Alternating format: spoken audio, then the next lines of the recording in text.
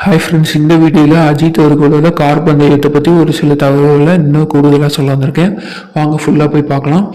துபாயில் நடைபெற்ற 24 மணி நேர கார் பந்தயத்தில் 9-2 4 ஷோ கார் பிரிவில் நடிகர் அஜித் குமார் அணி வந்து 3rd பிளேஸை பிடிச்சிருக்காங்க. அஜித் குமார் 414 அப்படிங்கிற எண் கொண்ட காரில் வந்து ட்ரைவ் பண்ணியிருக்காரு. அதில் அவருக்கு ஸ்பிரிட் ஆஃப் த ரூயிஸ் அப்படிங்கிற விருதும் வந்து விளக்கப்பட்டிருக்கு. அதுக்கப்புறம் அவங்களுக்கு நிறைய பிரபலங்கள் வந்து வாழ்த்தும் சொல்லியிருக்காங்க. ஸோ இந்த மாதிரி நிறைய நியூஸஸ் அது என்னென்னு ஒவ்வொன்றா ஃபுல்லாக டீட்டெயிலாக இந்த வீடியோவில் பார்க்கோம்.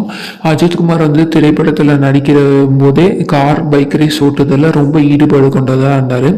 சமீப காலமாக வந்து படப்பிடிப்பெல்லாம் நிறுத்திட்டு சர்வதேச கார் பந்தயத்தில் வந்து நான் கலந்துக்க போகிறேன் அப்படின்னு அறிவிப்பை சொல்லியிருந்தார்.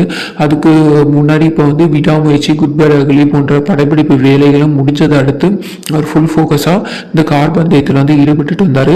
அதுக்காகவே வந்து துபாய் போயினார். அஜித்குமார் அவர் மட்டும் இல்லாமல் அதில் ஆர்வம் இருக்கிற யங்ஸ்டர்ஸையும் இதை ஊக்கப்படுத்தும் விதமாக சர்வதேச கார் பந்தயத்தில் ஒரு அணியை தேர்ந்தெடுத்து கலந்துக்கவும் வச்சார். இதில் வந்து போர்ஷோ GT3 RS அப்படிங்கிற சொகுசு காரை வந்து வாங்கி அதுக்கு வெள்ளை, சிவப்பு, மஞ்சள்ங்கிற பிரத்யேகமாக கலரை வந்து தயார் செஞ்சு அந்த பார்த்தீங்கன்னா அந்த கார் லுக்கெலாம் போஸ்டர்லாம் பார்த்துருப்பீங்க எல்லாமே. அதை வந்து அவரே வந்து டிசைன் பண்ணிவிட்டு இதில் வந்து அஜித்குமார் ரேசிங் அப்படின்னு அந்த காரில் வந்து எழுதியிருக்கும்.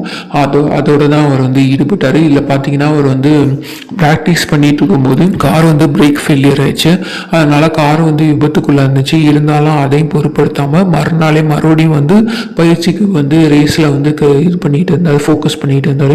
அஜித்குமார் ரேசிங் அணி வந்து இந்த விளையாட்டில் வந்து கார் பந்தய விளையாட்டில் கலந்துக்கிட்டாங்க. அதில் அஜித்குமார் அணி போர்ஷோ 992 கப் கார் ரேஸ்லையும் அப்புறம் போர்ஷோ கேமன் GT4 ரேஸ் அப்படிங்கிற 2 பிரிவுலையும் வந்து பங்கேற்றிருக்காங்க.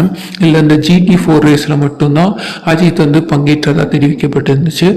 2 கார் பந்தயத்தோட முடிவிலையும் அஜித்குமார் அணி போர்ஷோ 992 கப் ரேஸில் வந்து 3rd பிளேஸில் வந்து இருந்தாங்க. அதோட 414 பிரிவில் வந்து கலந்து கொண்ட அஜித்குமாருக்கு ஸ்பிரிட் ஆஃப் த ரேஸ் அப்படிங்கிற விருது வழங்கப்பட்டிருக்கு.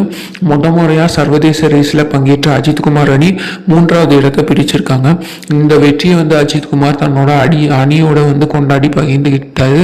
இந்த GT4 பிரிவில் அஜித் தன்னோட சிறந்த பங்களிப்பை அளித்ததாகவும் சொல்லப்படுது. ஏன்னா பிரேக் ஃபெயிலியர் ஆகி விபத்து ஏற்பட்டதுக்கப்புறம் தான் அவர் ரொம்ப சிறப்பாகவே செயல்பட ஆரம்பித்தார். அஜித்குமார் ரேசிங் அணி இந்த மாதிரி சொல்லியிருக்காங்க. 992 பிரிவில் 3வது இடத்தை பிடித்த அஜித்குமார் அணி ஹோல்ஸில் ஒட்டுமொத்தமாக பார்க்கும்போது 23வது இடத்தை வந்து பிடிச்சிருக்காங்க. அஜித்குமார் ரேசிங் அணி பெற்ற வெற்றிக்கு வந்து எல்லாருமே அவங்கவுங்க வாழ்த்துக்களை சொல்லிட்டு இருந்தாங்க. குறிப்பாக ஆக்டர் மாதவன் வந்து அவர் கூட இருந்து அந்த ரேசிங்லலாம் அவர் பங்கேற்றதை வந்து நேரிலே பார்த்து அவருக்கு வாழ்த்துக்களும் சொல்லிட்டு இருந்தார்.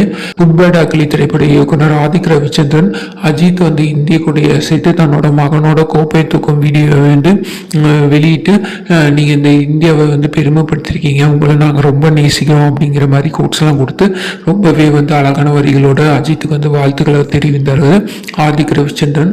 அடுத்து வந்து சிவா வந்து இயக்குனர் சிவாவும் அதே போல தான் அவருக்கு வந்து வாழ்த்துக்கள் தெரிவிச்சிருந்தார். இன்னும் மற்றும் சில திரைப்படங்கள், அரசியல் தலைவர்கள் உள்ளிட்ட பலரும் வந்து அஜித்குமார் அவர்களுக்கு வாழ்த்துக்கள் தெரிவிச்சிருந்தாங்க. இன்னும் ஒரு சில நியூஸஸ் அப்டேட்ஸ் தெரிஞ்சுக்கிறதுக்கு நம்ம சேனலை சப்ஸ்கிரைப் பண்ணி பாருங்கள். Thank you friends.